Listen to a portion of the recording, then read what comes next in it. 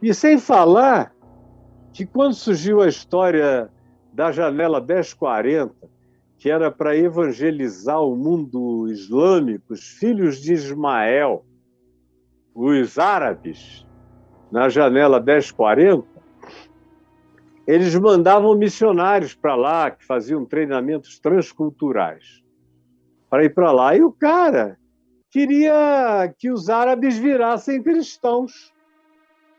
E os árabes nunca vão virar cristãos. Nunca.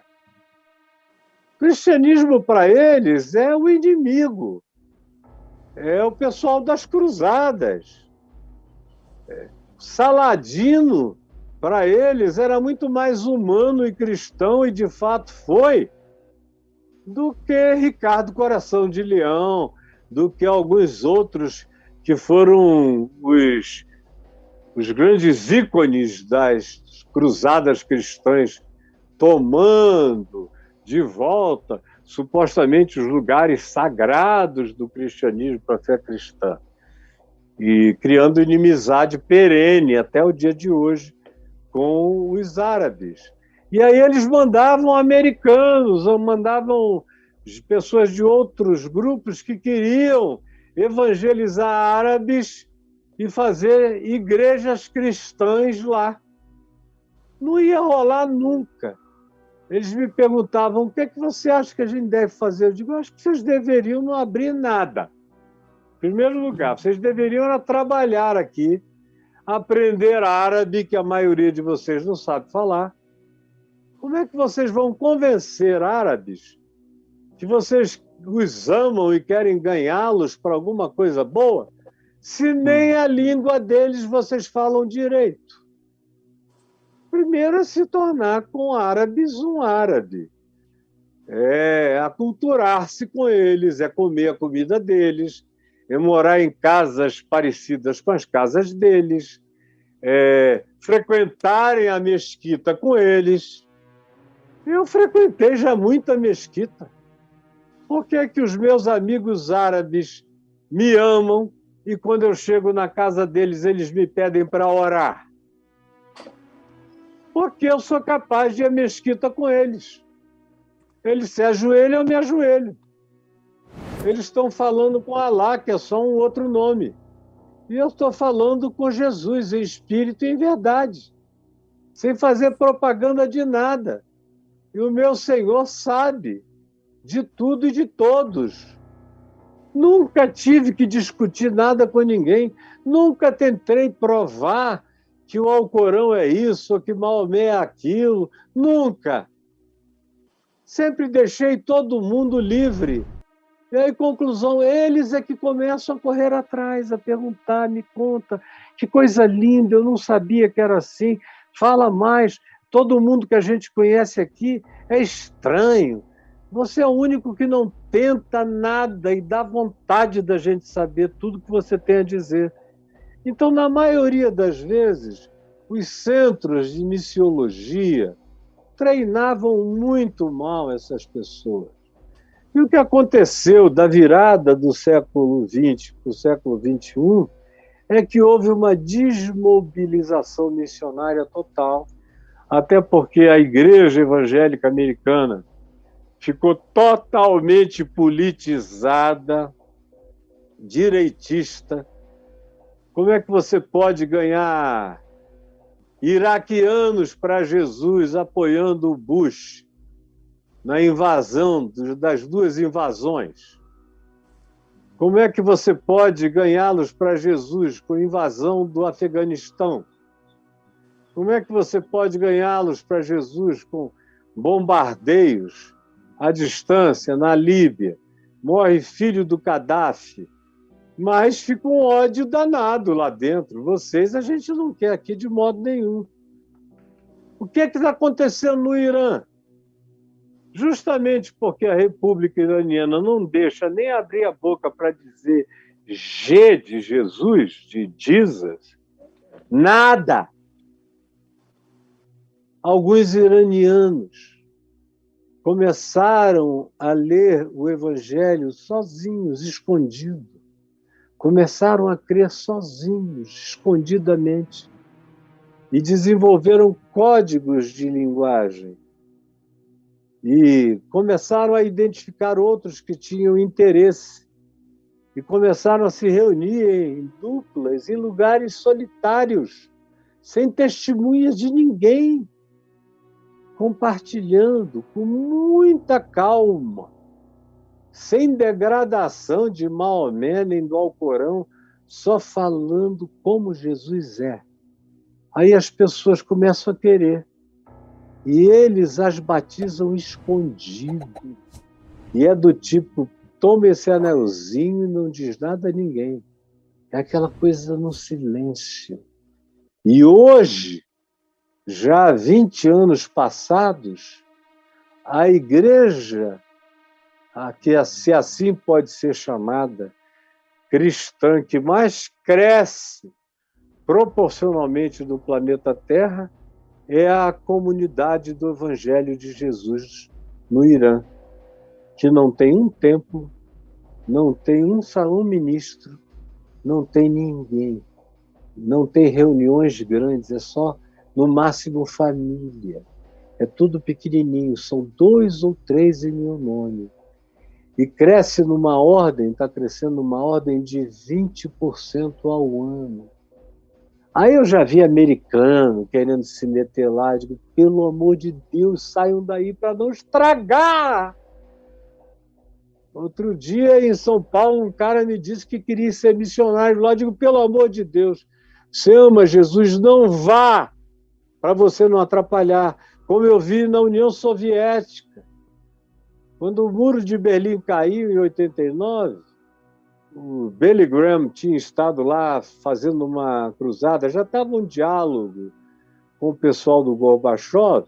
Eu contei isso aqui outro dia. E eu fui enviado, junto com o Leighton Ford e o Sam Kamaleison, e eu, para pregarmos no Centro de Convenção de Moscou para todos os pastores das repúblicas soviéticas. E ficamos lá 15 dias pregando de manhã, de tarde e de noite. E estava tudo muito bem, porque a gente pregava o evangelho integral de Cristo. Aí, logo depois, eu comecei a ver aquela horda de pastores pentecostais, de benirrins, com aqueles paletós, jogando lá. Foi uma queimação que, hoje em dia, acabaram com aquilo que poderia ter sido uma igreja cristã evangélica de boa qualidade. Foi destruída pelas benirrizadas, pelos sopros, pelos dentes de ouro, pela palhaçada. Acabaram. Cadê a igreja evangélica na Rússia? Todo mundo voltou, foi para a igreja católica ortodoxa, onde o padre pode casar, o sacerdote, e ela é muito mais séria. O próprio filho do Franz Schaeffer, o Frank Schaeffer, saiu do protestantismo e preferiu se ligar à igreja católica ortodoxa grega, porque ele disse que tinha muito mais coerência com o que ele tinha aprendido no Evangelho do que em qualquer igreja evangélica dos Estados Unidos. Então, essa coisa de mandar missionário ficou muito relativa. Eu já mandei pessoalmente, paguei durante anos trabalho de missionários, mas eu fazia especialmente em lugares onde a língua era portuguesa e onde a cultura não era tão diferente da brasileira.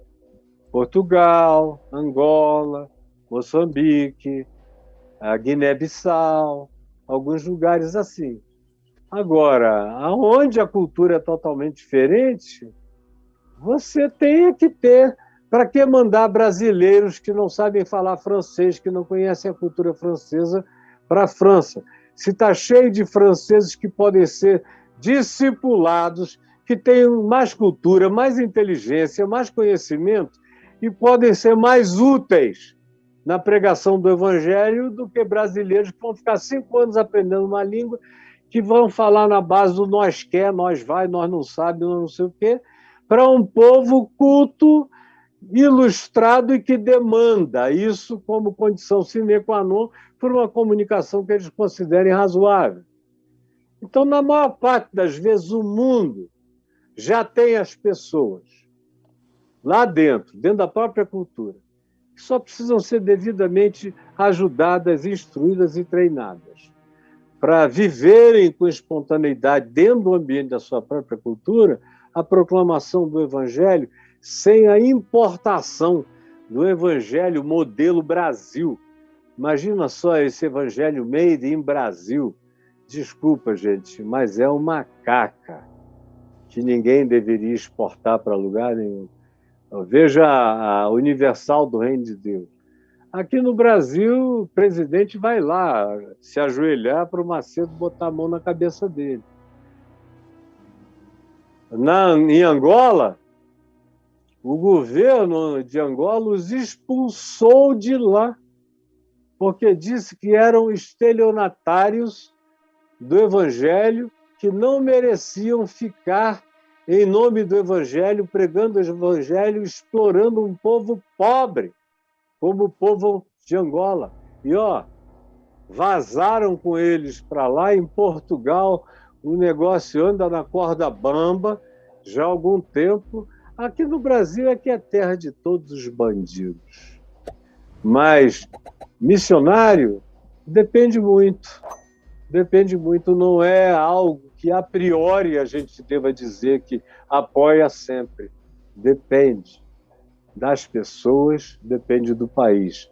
Em alguns lugares é melhor nem ter.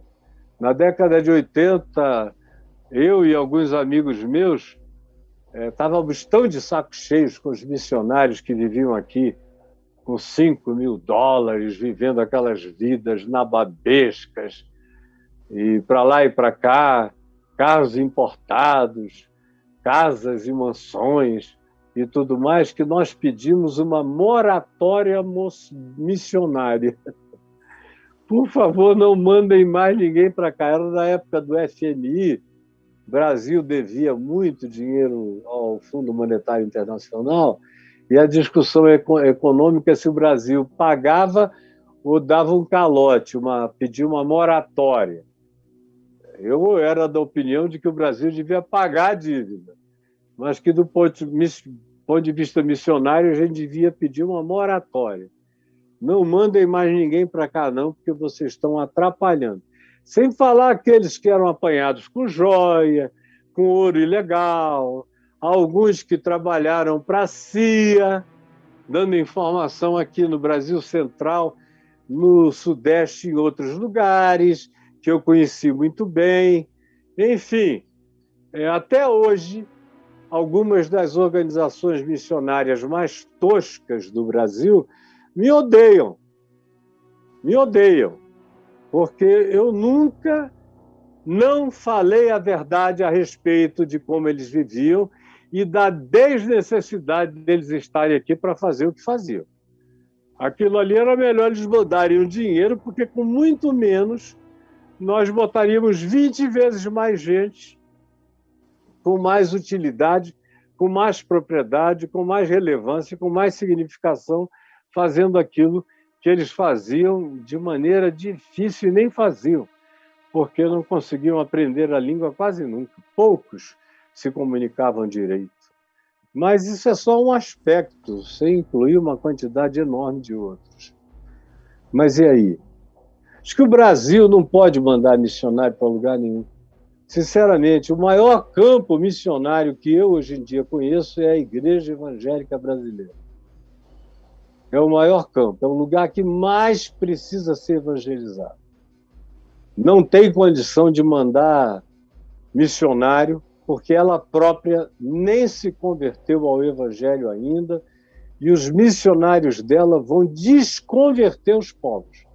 Como Jesus disse em Mateus 23 aos fariseus missionários: vocês rodam o mundo inteiro para fazer um prosélito, e uma vez que o convertem, eles se tornam 2 vezes mais filhos do inferno do que vocês. É o que às vezes a gente vê na África, é o que está acontecendo na Nigéria, no Congo, em alguns lugares da África, é indizível.